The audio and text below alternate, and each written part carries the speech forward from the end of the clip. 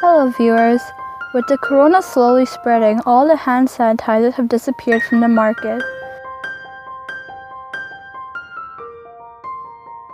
But you can simply make your own hand sanitizer using only 3 things you already have at home.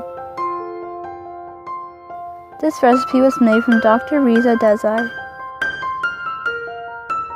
We'll first need 3/4 cup of rubbing alcohol,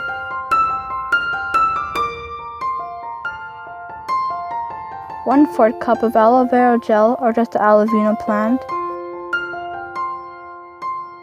and 10 drops of any essential oil such as lavender oil and rose oil. You could also use lemon juice.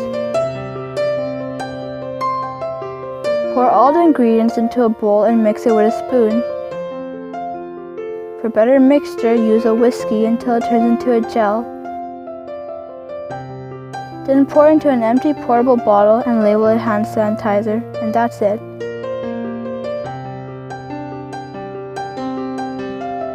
Stay safe and healthy.